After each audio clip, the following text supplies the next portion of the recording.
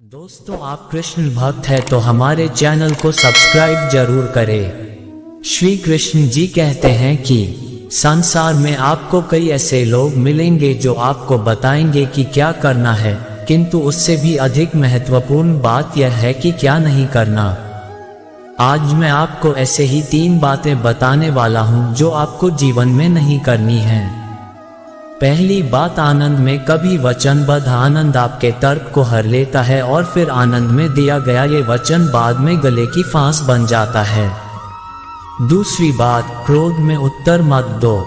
क्रोध आपके विवेक को खा जाता है, भविष्य दृष्टि को बाधित कर देता है और फिर कुछ क्षण के लिए आया ये क्रोध, इसमें दिया गया उत्तर बाद में जीवन भर के लिए प्रश्न बन जाता है।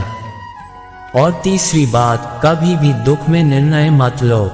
दुख आपके सोचने समझने की क्षमता को सीमित कर देता है और दुखी मन से लिए गए निर्णय सदा दुख ही देते हैं। सच कहा जाए तो वचन, उत्तर और निर्णय कभी भी जीवन में सोच विचार करके ही लेने या देने चाहिए। सोच विचार करके कार्य करोगे तो इस संसार में किसी भी समस्या का हल बहुत आसानी से प्राप्त कर लोगे। श्री कृष्ण कहते हैं, भगवान को हम जब तक शरीर से याद करते हैं तब तक भगवान हमारे प्रतिरूप में बात नहीं करते हैं। जब तक हम ईश्वर को अपने मन में बसाकर उन्हें सच्चे दिल से याद नहीं करेंगे तब तक भगवान खुद हमारे प्रत्यक्ष नहीं आएंगे, क्योंकि भगवान सिर्फ उन्हीं लोगों के साथ रहते हैं जो उन्हें सच्चे दिल से मानते हैं, उनका आदर सम्मान करते हैं।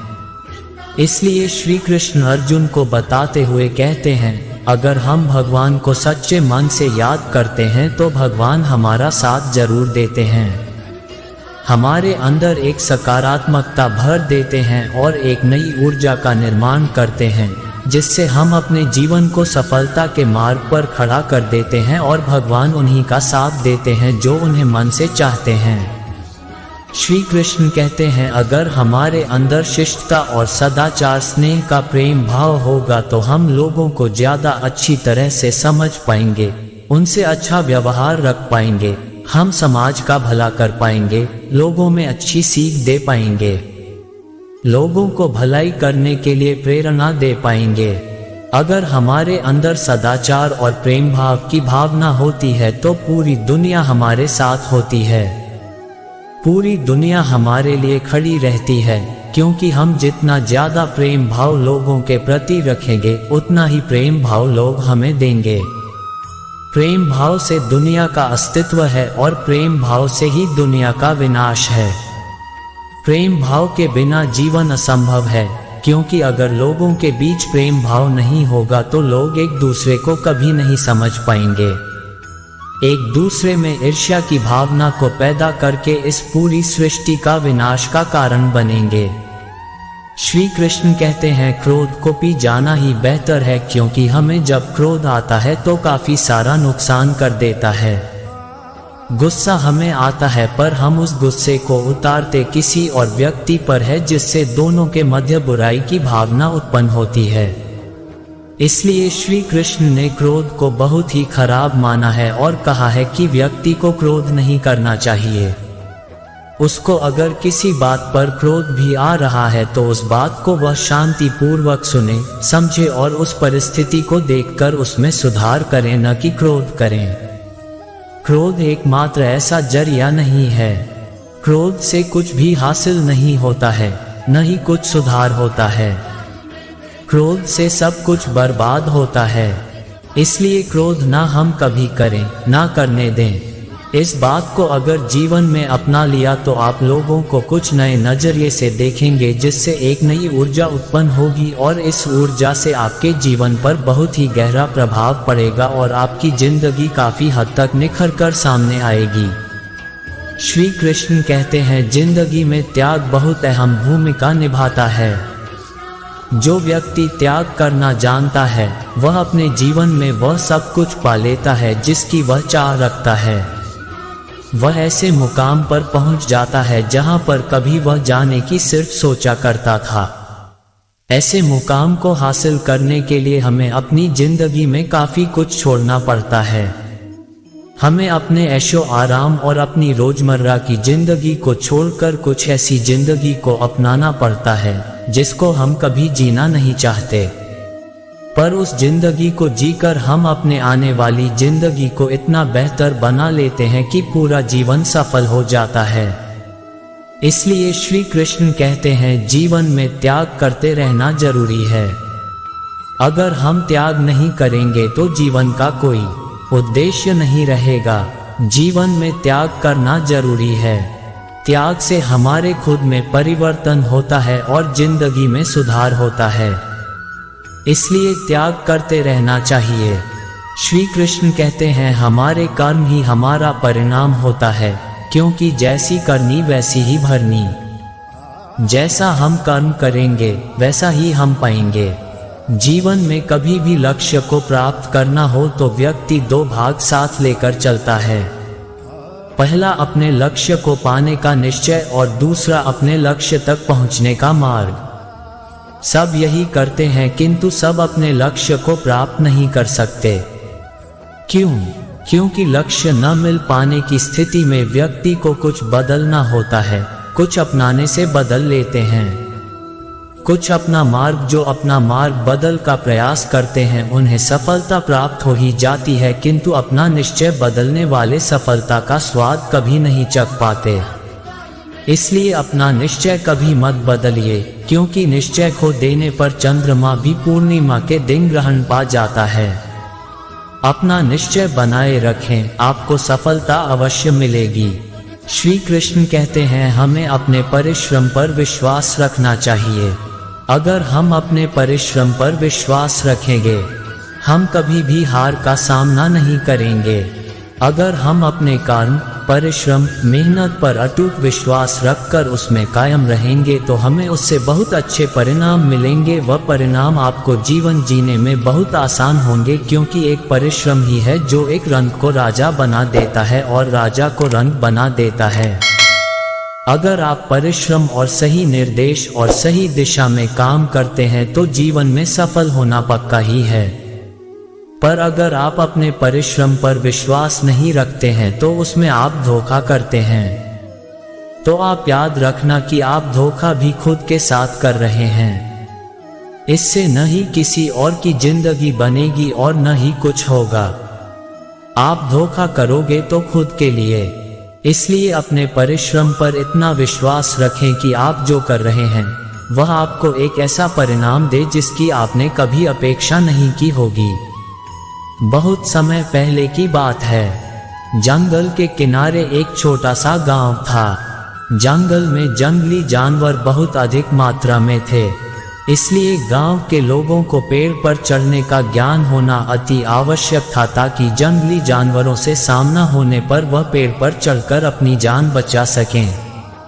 जो लोग जंगल में लकड़ियां काटने जाते थे उनके जंगली जानवरों से दो चार होने की अधिक संभावना थी, इसलिए वे लोग पेड़ पर चढ़ना अवश्य सीखते थे। उस गांव में एक बुजुर्ग सज्जन रहा करते थे। सब लोग उन्हें बाबा बुलाते थे। वह पेड़ पर चढ़ने की विद्या में माहिर थे और लोगों को पेड़ पर चढ़ने का प्रशिक्षण दिया करते थे। गांव के अधिकांश लोग उनसे प्रशिक्षण प्राप्त करने जाया करते थे। एक दिन बाबा ने उन युवकों के समूह को बुलाया जिन्हें वह पेड़ पर चढ़ने का प्रशिक्षण दे रहे थे। वह उस समूह के प्रशिक्षण का अंतिम दिन था। बाबा उन्हें एक पेड़ के पास ले गए। वह एक ऊंचा और चिकना पेड़ था जिस पर चढ़ना बेहद कठिन था। बाबा युवकों से बोले, आज तुम्हारे प्रशिक्षण का अंतिम दिन है। मैं देखना चाहता हूँ क्या तुम लोग पेड़ पर चढ़ने में माहिर हो गए हो। इसलिए मैं तुम्हें इस चिकने और ऊंचे पेड़ पर चढ़ने की चुनौती दे रहा हूँ। यदि तुम सब इस पेड़ पर चढ़ने में सफल रहते हो तो दुनिया के किसी भी पेड़ पर आसानी से चढ़ सकते हो। बाबा की बात सुनकर सभी युवक उत्साहित हो गए। वह पेड़ पर चढ़ने के लिए एक पंक्ति में खड़े हो गए। सबसे पहला युवक पेड़ पर चढ़ने लगा और बड़े ही आसानी से पेड़ पर चढ़ा और फिर नीचे उतरने लगा। उतरते समय वह आधे रास्ते में था।